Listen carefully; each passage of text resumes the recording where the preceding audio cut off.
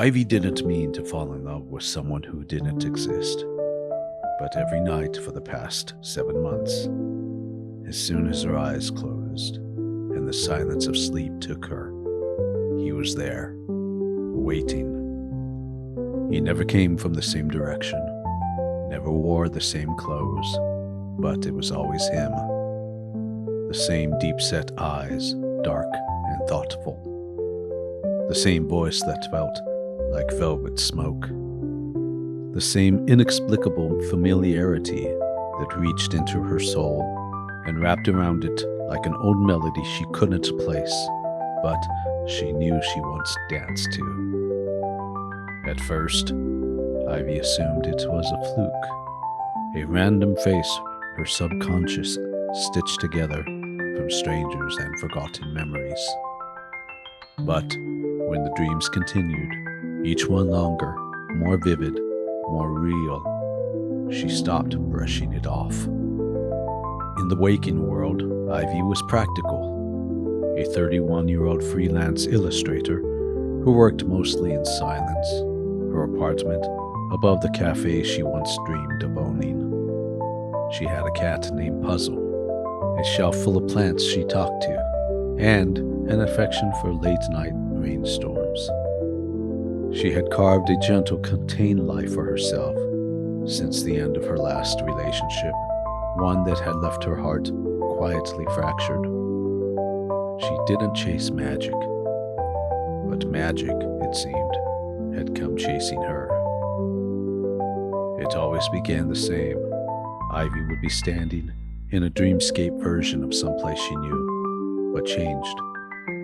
Once it was the street where she grew up, only to be covered in lilac snow. Another time, it was her grandmother's kitchen, with doors that opened into a moonlit forest. And he would be there, always, standing just beyond reach. She had tried asking his name once. He only smiled and said, "You'll remember when you're ready." He didn't feel like a stranger. That was the most disorienting part. There was an ease to their conversations, a naturalness to the way their hands always found each other. She knew how he took his tea, black with a touch of lemon, and the exact rhythm of his laugh, low and rare. His presence followed her into the mornings, not as a blur, but with crystal clarity. She remembered everything, his touch, his voice, the way he looked at her like she was the only real thing in an unreal world. She stopped dating. She stopped trying to explain it to her friends. "You're lonely," Marissa said during one of their Sunday catch-ups. "It's totally normal to fixate." "This isn't a fantasy," Ivy insisted, stirring her coffee until the swirl disappeared. "It's the same dream every night, same man, same connection. It doesn't feel like a dream." Marissa raised a brow. "So what? He's your soulmate in another dimension?" Ivy looked out the cafe window, watching the wind chase leaves along the sidewalk. Maybe. It began to bleed into her work. Ivy was a digital artist by trade, but for the first time in years, she began sketching by hand. First, quick pencil drawings in the margins of her sketch pad. Then, full portraits, his face emerging like a muscle memory. She didn't need reference photos. She knew every angle, every freckle, every faint shadow of stubble. She painted him walking through golden fields, standing at the edge of a cliff, the sea roaring behind him, sitting beside her in a park she didn't recognize but missed with a longing she couldn't explain. Her agent, Marco, took notice. "These pieces," he said, flipping through her latest submissions. "They're haunting, romantic, marketable as hell, but also deeply personal." "They're from my dreams," she said before she could stop herself. He paused. Oh? She regretted saying it immediately. Forget it. Just, if you think they'll sell, use them. Margot leaned back. They'll do more than sell. They'll resonate. One night, the dream changed. They were in a massive glass greenhouse.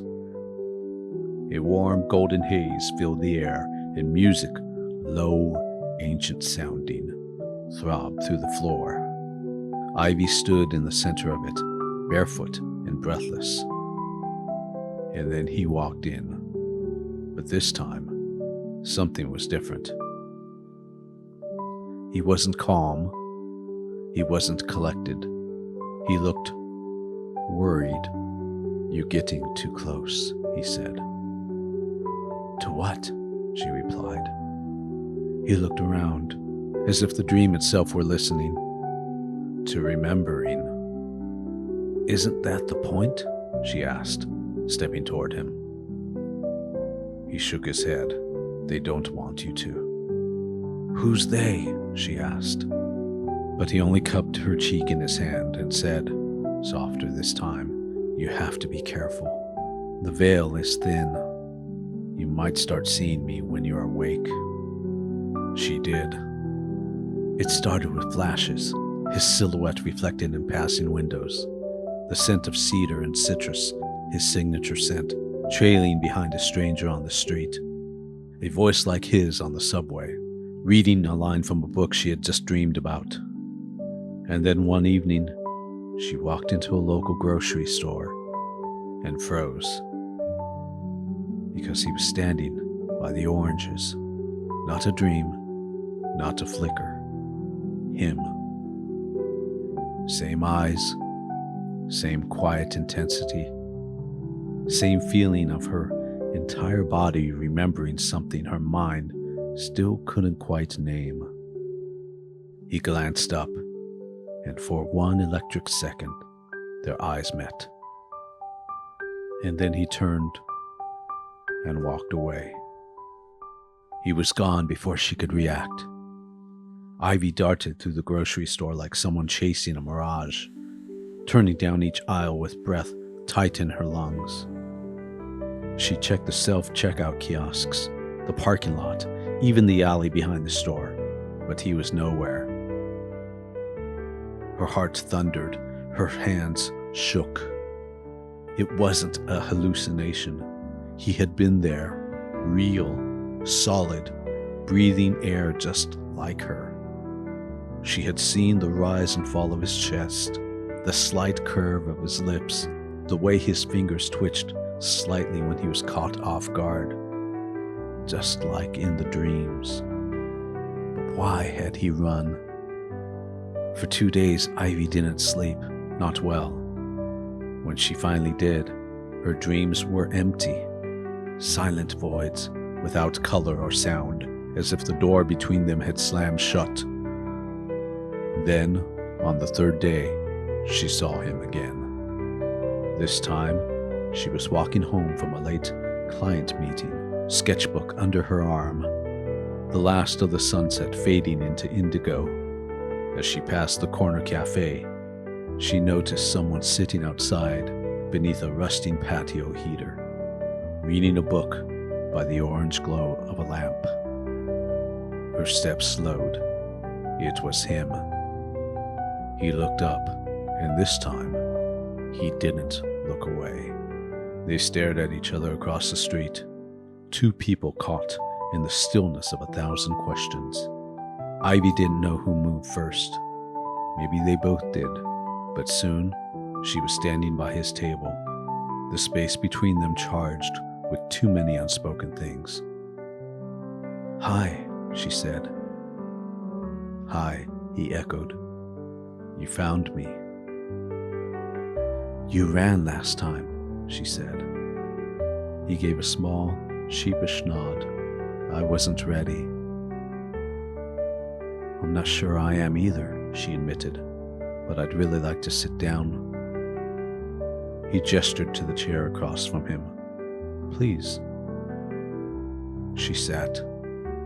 The world felt too loud, too sharp, but also perfectly quiet in that bubble between them. "I'm Ivy," she said, voice soft. A pause. "I think I'm called Elias," he replied. "You think?" He nodded. "I know it now. I didn't before. But the name came to me last night, like a whisper." She swallowed. "You've started dreaming too." Elias met her eyes, and there was something ancient behind them. "You've been there with me, haven't you?" Ivy nodded. "For a long time?" he asked. 7 months, she said. "Maybe longer." He looked away for a moment, as if calculating time in a way that wasn't linear. "I started dreaming about you 3 nights ago, but it wasn't the first time. It felt like I'd been dreaming of you forever." That night, they walked for hours, past the cafe, down lamp-lit streets, beneath trees whose bare branches clawed the sky. They talked about everything and nothing: favorite books, strange childhood memories, places they both swore they'd never been but could describe in uncanny detail, like the ruined bridge over the sea that only appeared when the tide was out, or the library built underground with stained glass windows that lit the floor in forgotten colors. They stopped beside a fountain where the water shimmered gold beneath the street lamp. Elias leaned on the stone edge, frowning faintly. "Every time I wake up, I forget the dream within minutes, except your face, your name, the feeling that I've left something important behind." Ivy sat beside him. "I never forget. I remember it all." "Why you?" he asked. "I don't know," she replied. "Maybe," he said. "Maybe you were the one who stayed awake." She looked at him, startled. "What does that mean?" Elias shook his head, the corner of his mouth twitching with confusion. "I don't know. The words just came to me." There was silence then, soft and heavy like snow. Finally, Ivy asked the question that had haunted her since the grocery store. "Why did you come here, to this city?" "I don't remember," he said honestly. "I was traveling. I got off a train. I thought I was just passing through. But something stopped me. A feeling, a pull. Like you were being drawn," she said. He looked at her, nodding. "To you." They began seeing each other every day after that. Not in the frantic, feverish way that new lovers often do, but with the quiet certainty of two people rediscovering something that had once been lost. They met for tea, walked aimlessly for hours, read side by side in the library like an old married couple. Sometimes they talked, sometimes they didn't need to. And slowly, the dreams returned. But now, they shared them. One morning, Ivy awoke in tears and called him immediately. "Do you remember the field of floating lanterns?" "Yes," he said, his voice raw with emotion. "You ran through them barefoot. You turned to me and said, 'Don't forget this time.'" "I remember," she said. Later that day, he sketched the field in detail on a napkin without realizing it. Ivy stared at the drawing, breath-catching. "We've been there," she whispered. Elias nodded. "I think we were happy there, once." But not all dreams were beautiful. One night, Ivy dreamt of fire, a temple burning, shattered stone, blood on her hands, and Elias dying in her arms, whispering, "I'll find you again, I promise." She awoke screaming. He called her moments later, voice shaken. I dreamt of you crying and someone pulling us apart. They didn't want us together, Ivy said, shaking. Who? I don't know, but something didn't want us to remember. The deeper they fell into each other, the more the world around them shifted.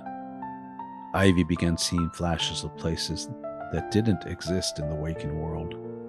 Ancient temples, floating cities, staircases that led to the stars. Elias would hear music that no one else heard, always at the edge of sleep. The dreams became clearer. Their past lives, fragmented as they were, told a story. They had known each other before, not once, many times, in different forms, different worlds, but always together, always torn apart, and always, one of them had promised to return. One night, Ivy asked, "What if we're stuck in some kind of cycle? What if this has happened before, and every time we forget, we lose each other again?" Elias looked at her, eyes gleaming in the candlelight. "Then we break the cycle." "How?" she asked. He reached out and took her hand. "By staying awake." She squeezed his fingers, grounding herself in the warmth of his touch. "I don't want to lose you again." "You won't," he said. "Not this time." But Ivy couldn't shake the feeling that something unseen was watching, waiting, as if the remembering had stirred something ancient and jealous awake.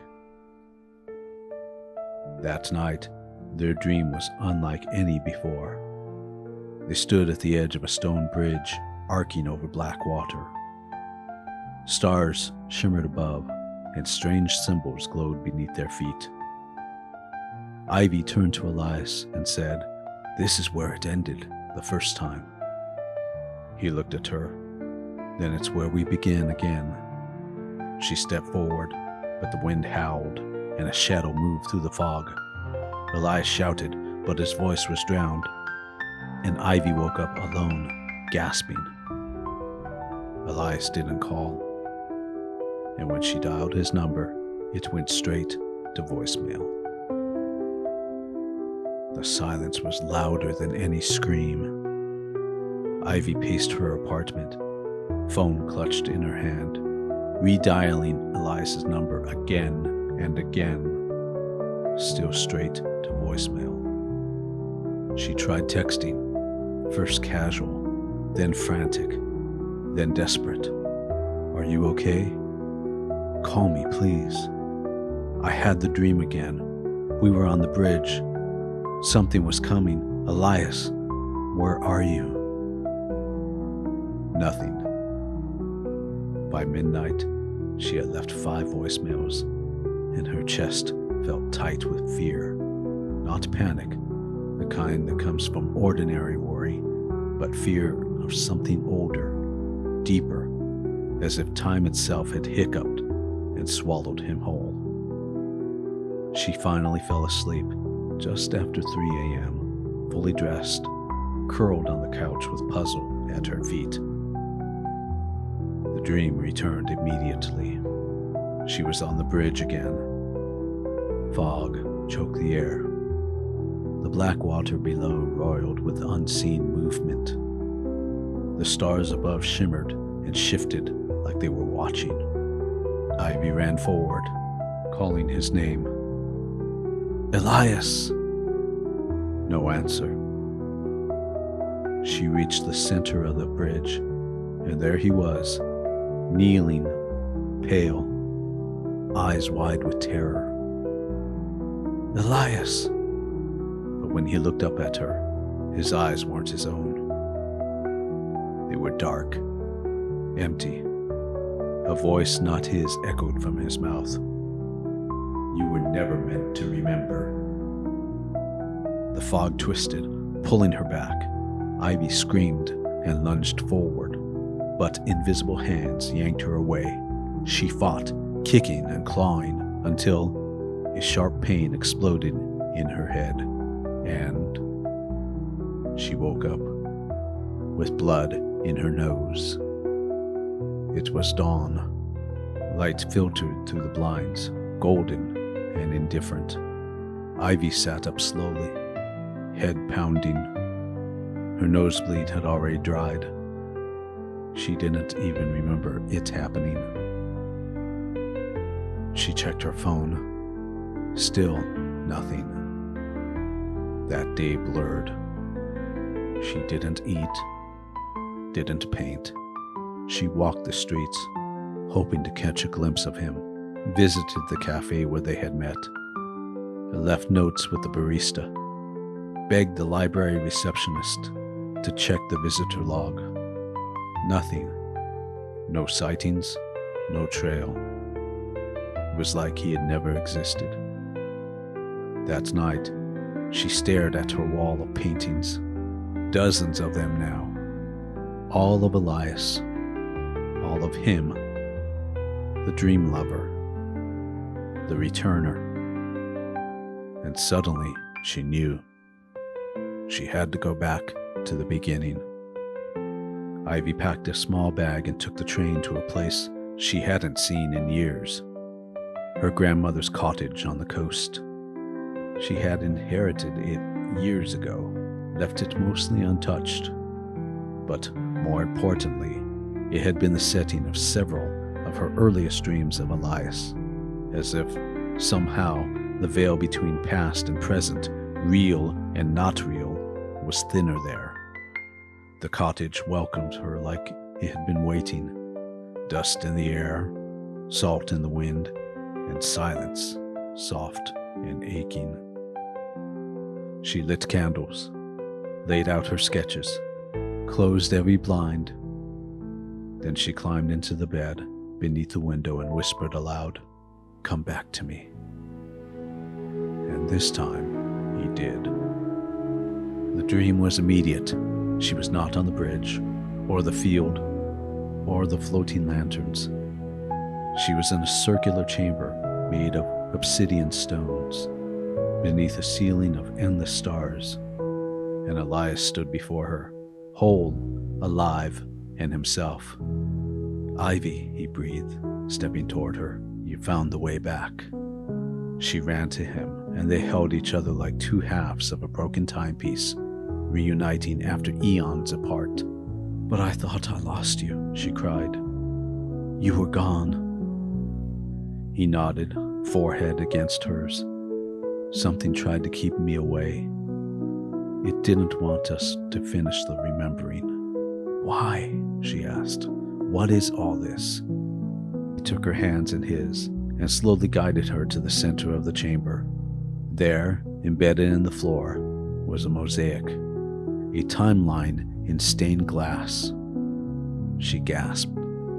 It showed two figures, her and Elias, over and over again, through different eras.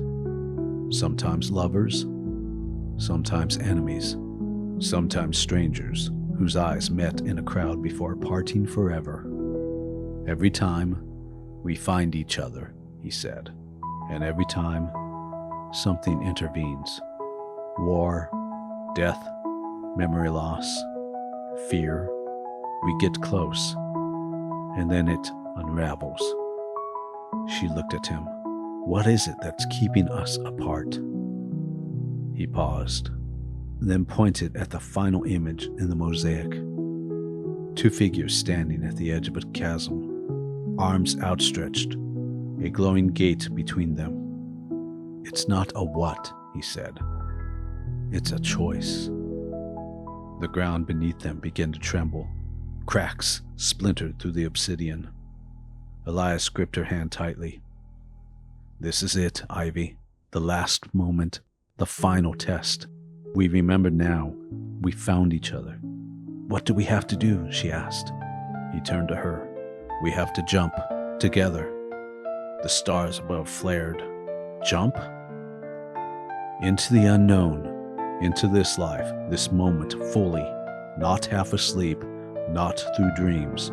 We sever the cycle by choosing now, not before, not what could have been. This. The gate began to open, brilliant light pouring out like a sunrise made a memory.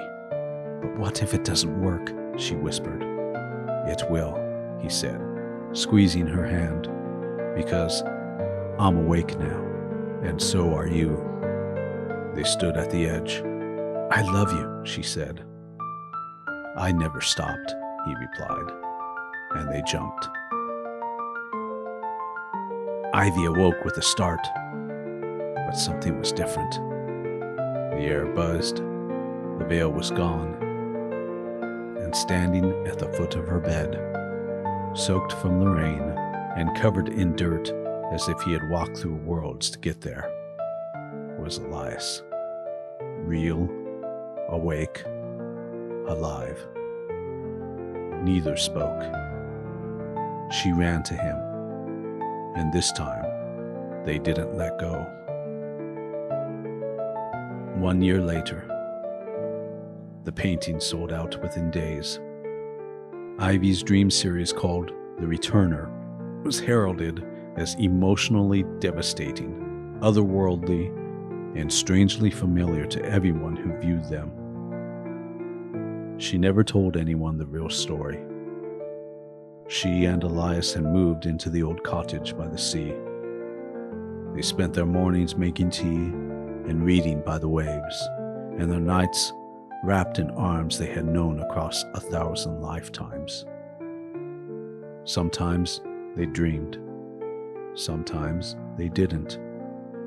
But it didn't matter anymore. They were here, together, and neither of them forgot again.